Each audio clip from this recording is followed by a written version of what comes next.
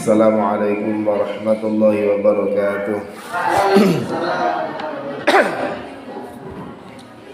Bismillahirrahmanirrahim. Alhamdulillahirabbil alamin wa bihi nasta'inu ala umurid dunya waddin. Wassalatu wassalamu ala asyrafil anbiya'i wal mursalin sayyidina wa maulana Muhammadin wa ala alihi wa ashabihi wa dzurriyyatihi ajma'in. Qala Allah Ta'ala fi kitabil karim, a'udzu billahi minasyaitonir rajim.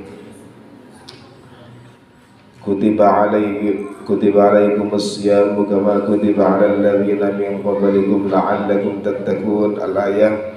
Amma ba'du. Hadratal muhtaramin, segenap jajaran Dewan Guru MTS Nurul Huda, wabil khusus pengasuh Yayasan Ma'had Nurul Huda Sultan Belikisan. Tidak lupa anak-anakku sekalian, siswa-siswi, murid-murid MTS dan MA Nurul Huda yang sangat kami cintai serta kami banggakan. Syukur alhamdulillah pada pagi hari ini kita semua ditakdirkan oleh Allah Ta'ala bisa mendatangi majelis-majelis ilmu yang diprogramkan oleh pihak lembaga dalam rangka pondok Ramadan selama berapa hari ini? 2 hari ini. Mari kita manfaatkan waktu 2 hari ini dengan semaksimal mungkin.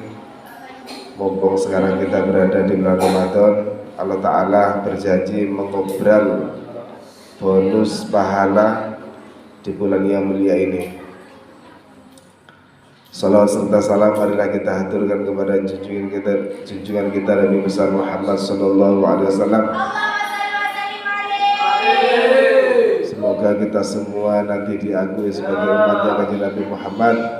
Semoga kita semua mendapatkan syafaatnya Nabi Muhammad sallallahu alaihi wasallam. Amin amin Allahumma amin.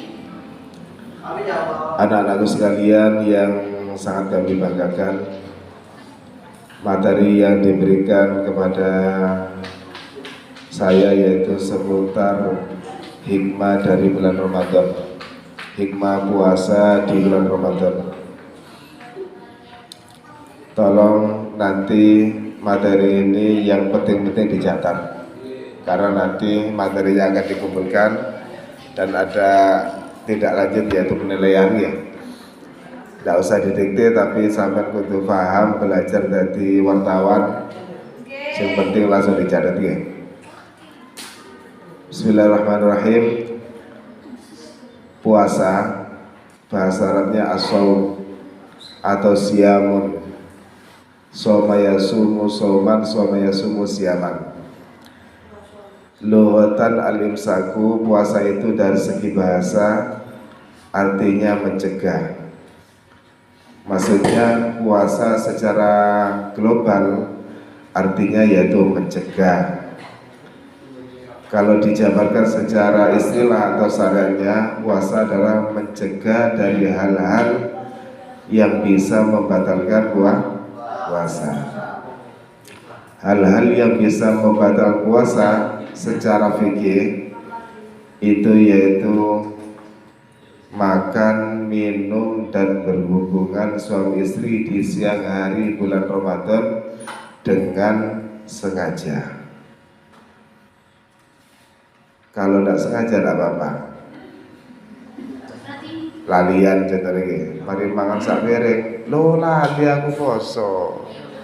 Alhamdulillah, itu rezekinya kalian. Padahal moga lalian kabeh nggih. Nek tempat posoan tok enak wareg ngono. Mari ngombe ndek kulkas, eling lek poso, langsung hentikan saat itu. Jangan diteruskan ketika sudah ingat. Jadi mencegah dari hal-hal yang bisa membatalkan puasa itu adalah puasa secara istilah atau secara syariat. Kalau kita teliti ya, puasa ini kita dilarang untuk makan, untuk minum dan berhubungan suami istri nanti kalau sudah menikah. Kira-kira hukumnya makan itu haram atau halal asalnya? Halal gitu. boten di luar puasa. Di luar bulan puasa kita makan kan tidak apa-apa ya, kita minum tidak apa-apa. Yang punya suami atau punya istri berhubungan tidak apa-apa. Itu yang halal saja dilarang ketika bulan puasa, apalagi yang haram. Nah ini maksudnya hikmah. Makanya puasa itu ada tinjauan dari segi tasawuf. Tasawuf itu apian, maksudnya apian nih. Jadi puasa secara hakikat itu bukan hanya sekedar mencegah dari makan, dari minum, dan dari berhubungan suami istri di siang hari bulan Ramadan, tapi lebih dari itu, puasa secara hakikat adalah mencegah dari hal-hal yang dilarang oleh Allah Ta'ala, mencegah untuk berbuat maksiat atau dosa. Karena tujuan dari puasa adalah la'allakum tattaqun, agar kita semua bisa menjadi orang yang bertakwa. Takwa sendiri punya arti imtithalu awamirillah, mengerjakan segala perintah-perintah Allah, wajatinabu nawahihi, dan menjauhi segala apa yang dilarang oleh Allah Ta'ala. Ketika kita berpuasa, kita bisa menjauhi dari hal-hal yang dilarang oleh Allah Ta'ala. Insya Allah nanti kita akan bisa menjadi orang yang bertakwa. Karena kunci dari orang itu bisa selamat dunia akhirat, lebih-lebih di akhirat, adalah harus bertakwa. Anak-anakku sekalian yang sangat kami banggakan, karena puasa ini hikmahnya ini sangat besar. Oleh karena itu, di bulan Ramadan ini mari kita jadikan momentum Ramadan ini sebagai media atau wasilah untuk kita menempa diri, belajar untuk mengekang hawa nafsu. Harapannya apa? Nanti selepas Ramadan ini habis, kita ini terbiasa berbuat baik, terbiasa menjadi hamba yang bertakwa.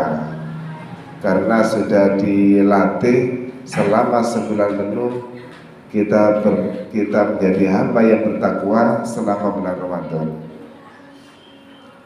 Maka dari itu, ciri-ciri dari puasa seseorang itu bisa diterima, atau puasanya orang, ibadah puasanya itu diterima selepas Ramadan, orang tersebut ini amaliyahnya tambah apik, budi pekertinya tambah baik.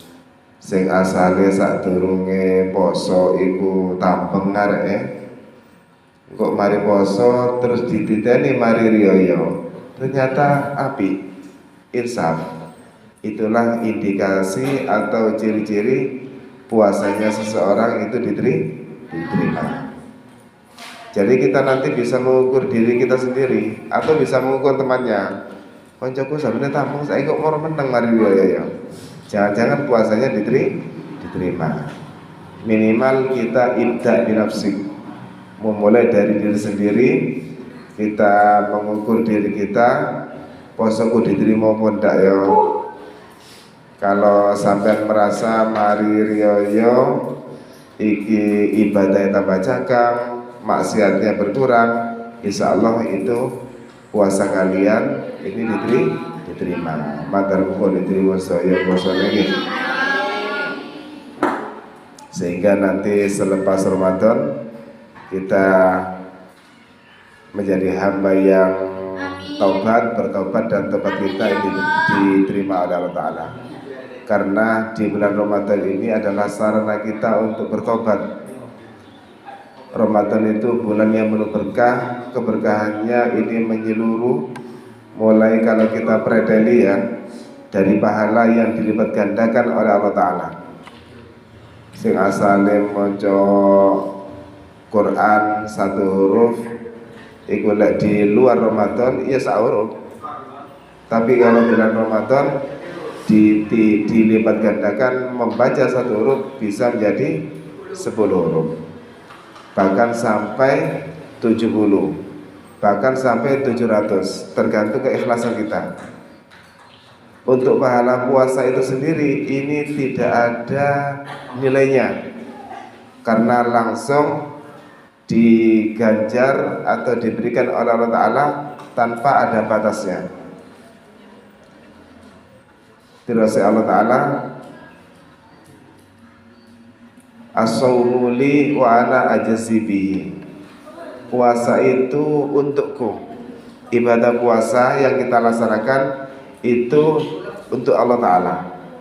Karena untuk Allah Ta'ala, maka Allah Ta'ala itu layak akan memberikan ganjaran atau pahala terserah Allah Ta'ala. Kalau terserah Allah Ta'ala berarti tidak ada batasnya. Kalau puasa kita ini berkualitas, puasa secara hakikat, maksudnya mencegah dari hal-hal yang dilarang juga kita cegah semuanya, insya Allah nanti kita akan tergolong orang-orang yang akan mendapatkan pahalanya puasa yang tak terhingga. Kalau kita sholat berjamaah itu diganjar berapa? 27 darajat, kan ada ukurannya gitu. Tapi kalau puasa ini tidak ada ukurannya, langsung oleh Allah Ta'ala ini diberikan pahala yang tiada batas. Saking gedene pahalanya orang yang berpuasa. Di samping itu di bulan Ramadan ini juga ada waktu-waktu yang khusus, di mana waktu itu bisa melipat gandakan pahala apabila kita beramal di waktu itu atau beribadah di waktu itu. Apa itu? Malam Lailatul Qadar. Terus di surat Al-Qadar, Lailatul Qadri khairum min alfi syahr. Lailatul Qadar itu adanya cuma di waktu malam. Namanya Laila kan malam ya. Karena adanya malam itu dihitung mulai terbenamnya matahari, berarti masuknya waktu maghrib sampai terbitnya fajar sodik atau masuknya waktu subuh. Dan malam Lailatul Qadar ini dirahasiakan oleh Allah Ta'ala, yang jelas berada di dalam bulan Ramadan. Untuk waktunya rahasia. Karena waktunya rahasia, mari kita gapai malam-malam Ramadan ini dengan kebaikan-kebaikan, dengan ibadah, dengan tadarus, termasuk dengan sholat tarawih. Itu namanya qiyamul lail, mendirikan atau menghidupkan malam-malam bulan Ramadan dengan cara sholat tarawih, sholat berjamaah, sholat witir. Biasanya di Quran itu ditambahnya sholat tasbih, termasuk tadarus dengan ngaji sendiri itu beda pahalanya. Karena tadarus walaupun kita tidak ngaji tapi kita mendengar saja, kita sudah mendapatkan pahalanya membaca Al-Quran. Enak tak kesel, ngrungono tok. Tapi lek salah sampean wajib ngeling no. Tadarus itu kalau dilihat dari konteks bahasanya, tadarus saya tadarusu tadarusan, saling belajar. Tadris kan belajar ya. Jadi saling belajar, situ nyimak, situ moco. Lek salah, disalahno. Sing disalahno kudu gelem. Disalahno ndak gelem. Akhirnya sing ndak gelem sing dosa. Tapi lek ana koncone darusan salah sampean sing ero menengahe, sing ngrungokno itu dosa. Lek sing ngrungokno maring eleno sing ngaji pancet ae, sing ngaji sing dosa. Timbang nanti nggih, adil nggih. Pun sakniki seputar hal-hal yang membatalkan puasa, yaitu memasukkan sesuatu yang bisa yang bisa menghubungkan ke perut kita. Hal-hal yang membatalkan puasa secara fikih yaitu memasukkan sesuatu dengan sengaja ke dalam lubang-lubang yang bisa menghubungkan ke perut. Apa saja lubang-lubang yang bisa menghubungkan ke perut? Kita peradali dari anggota badan bagian atas. Apa? Kepala ya. Di kepala itu banyak lubangnya. Yang pertama yang biasa kita buat makan apa? Mulut kita. Jadi memasukkan sesuatu pada lubang yang tembus ke perut. Yang pertama yaitu mulut. Ukurannya mulut di mana? Ukuran mulut kalau tinjauan bab puasa tidak sama dengan babnya mandi besar. Kalau mandi besar kita wajib membasuh anggota tubuh bagian luar ya.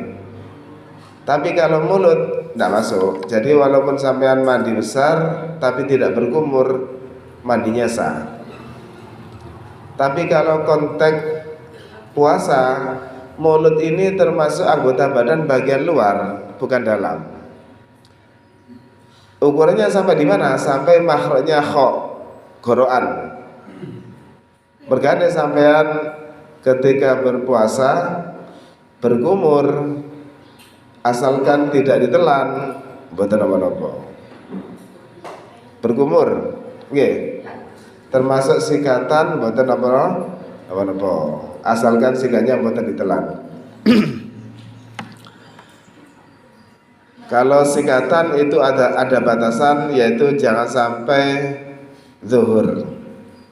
Kalau melebihi dari zuhur nanti sampean kena hukum makruh tansih. Makruh yang sudah mendekati haram, tapi tidak sampai haram. Tidak sakit dihindari mawon. Tidak apa-apa walaupun bau mulut kita ini tidak enak, nanti di akhirat akan diganti oleh Allah Ta'ala. Bau mulut kita akan lebih wangi daripada minyak mesik. Minyak apa memang? Minyak mesik. Nanti akan menjadi saksi di akhirat kalau mulut kita ini berpuasa. Makanya bau mulut kita tidak enak. Karena batasannya mulut itu sampai di tenggorokan, maka hal-hal yang berada di sekitar mulut seperti sampean dilii kate masak ya, diteliti tok, mboten apa-apa, tapi dilepeh terus berkumur, dan air berkumurnya ini harus habis. Ukurannya habis gimana? Tergantung keyakinan kalian. Mari berkumur diidokno. Oh seonok sian paling banyune diidokno malih. Sampai sampean yakin air berkumur tadi itu sudah habis, baru boleh menelan. Karena menelan itu tidak apa-apa. Terus yang duwe untu bolong, biasanya metu getene ya. Yang punya kebiasaan semacam itu sampai lek kate ngelek itu ngidu dhisik. Sampean cek idune sampean ana getene apa ndak. Lek ana getene sampean ngelek itu ndak apa-apa. Tapi lek sampean maring itu ana getene terus sampean idune dilek, maka sampean padha ambek ngelek gete. Batal posone. Lah makanya dicek ambek itu yo. Dicek dulu. Diidokno, oh ana getene. Tak lekah, marono idune dilek. Berarti aman ngelek air itu, apa air itu kira bahasa Indonesia? Air ludah, air liur. Ya wes, air liur. Campur ambek darah, enggak boleh.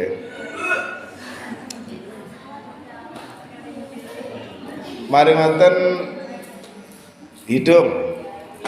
Lubang yang ada di kepala kita hidungnya. Hidung itu yang dianggap anggota badan bagian luar sampai janur hidung. Di sini. Ukurnya di mana? Ukurannya sampai ketika istinsyak atau sebanyu irung, banyu apa? banyu ke hidung iku dikekno ngene kan rada anu ya, rada apa iku ngeluh terus ya. Iku sunat iku hukum lek tepak duduk posoan. Lek posoan mboten asal wedi terus. Dadi cukup apa sebelum janur hidung sampean kurang ngopil jenang barang ndak apa-apa. Biasa lanang apa wedok itu jenang iki? Lanang biasa. Jadi kurang ngopil ndak apa-apa ya. Karena berada sebelum janur hidung. Nomor 2. Sampean pilek. Otomatis kalau pilek itu ono umbele nggih. Lek umbele metu teko janur hidung ono de irung kene iku kudu disisino, sisekno. Enggak oleh ditelan. Man Pak tak lebokno maneng, batal. Wong wis menjopo wisan. Kecuali masih ada di dalam, enggak apa-apa, dilek. Tapi lek metu teko janur hidung meler yo. Disesep maneng menjero. Berarti sampean memasukkan sesuatu pada lubang yang bisa menghubungkan ke perut. Posai batal. Ayo sing biasa meler. Aku ya meler bisa langsung.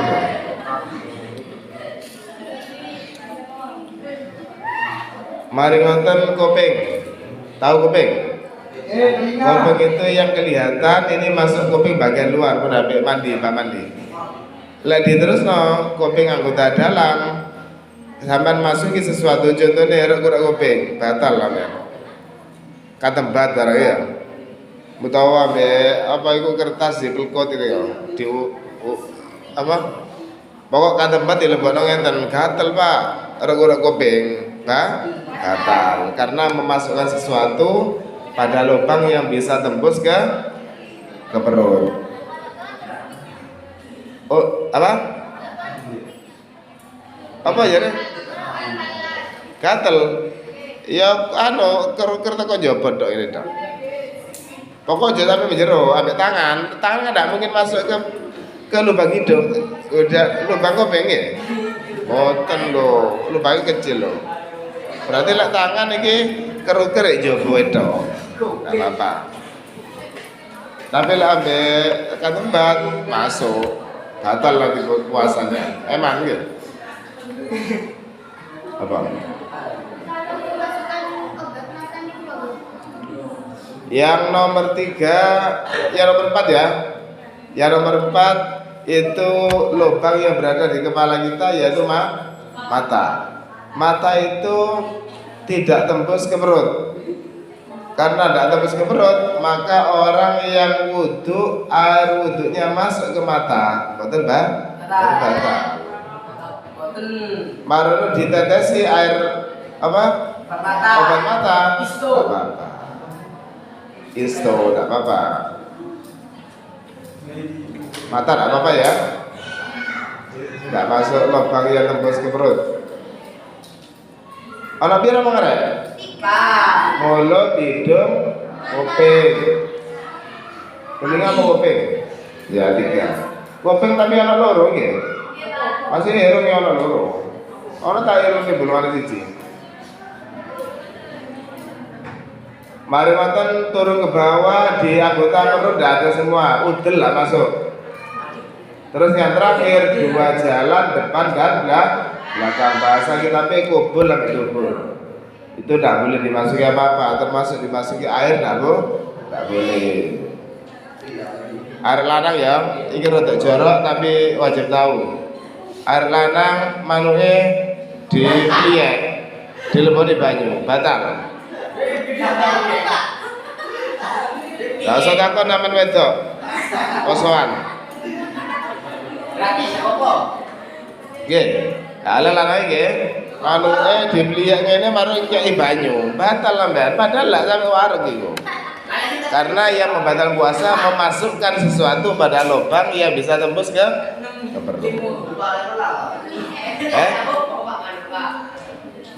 Ya cuma macam-macam memang posoe. Orang yang puasanya batal orang yang puasanya batal, dia tetap tidak boleh makan dan minum. Haram. Orang yang kena khitab berpuasa, wajib berpuasa, itu tidak boleh makan minum walaupun puasanya batal. Contohnya, di antara fardunya puasa adalah niat. Sampai lali ya niat, maka besoknya sampai lali tidak niat malam. Niatnya kalau puasa wajib kan wajib malam ya. Kalau puasa sunat tidak apa-apa, walaupun pagi atau siang tidak apa-apa niat. Tapi kalau puasa wajib, puasa fardu niatnya wajib malam hari. Sampai lali ya niat puasa, maka biasanya sampean tetap diharamkan untuk makan atau minum atau berhubungan suami istri. Ini udah enak ya. Makanya di awal Ramadan mesti ulama itu menginstruksikan la iso niatiku ambil apa itu taklid nang Imam Maliki. Imam Maliki itu boleh niat puasa Ramadan selama 1 bulan Joko-joko besok sampai lali tak niat puasa seidri mau. Kalau Imam Syafi'i tiap malam wajib niat puasa tiap malam itu. Wajib niat puasa untuk besoknya. Berarti puasa 30 dino niatnya ping 30 dino. Orang yang lupa dan niat, dia puasanya tidak sah. Nomor 2, dia tidak boleh makan minum dan berhubungan suami istri.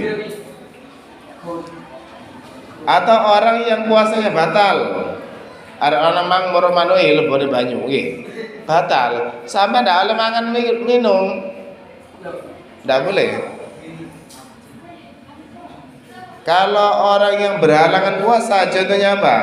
Contohnya datang bulan, haid, nifas, atau bepergian, asalkan bepergiannya sebelum subuh. Bepergian, tidak apa-apa mukel, masuk musafir. Le budale mari subuh, tidak boleh, tidak masuk kategori musafir. Kalau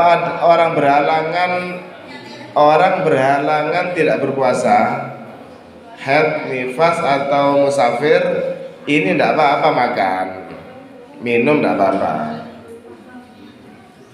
Makanya musafir kadang makan di perjalanan golek warung dibuka nggih. Biasa kota-kota wonten nggih. Nggih kata, Pak. Nggih. Iku sampean husnudzon mawon, barangkali yang marung iku musafir. Barangkali yang marung itu wanita yang lagi datang bulan. Sampean husnudzon wonten, aja husnudzon. Paling warung iku untuk menampung orang-orang yang tidak berpuasa, sing berkewajiban berpuasa. Paling suudzon sampean. Nah, iki pengalaman delok. Pengalaman nginjam. Paham ya? Yang terakhir wonten dawuh Kanjeng Nabi, kamin soimin la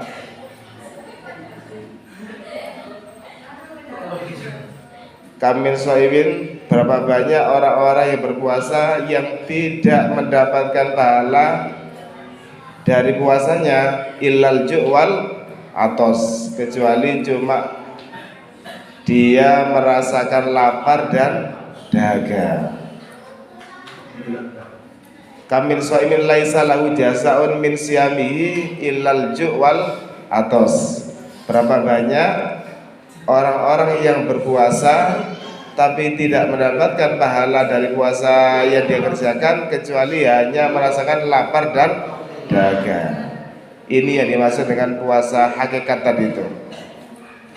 Orang yang berpuasa tapi hanya meninggalkan makan minum saja atau meninggalkan tidak berhubungan suami istri di siang hari Ramadan saja, tapi maksiat tetap berjalan, maka puasanya orang tadi itu hanya menggugurkan kewajibannya saja, tapi pahalanya pahalanya kosong.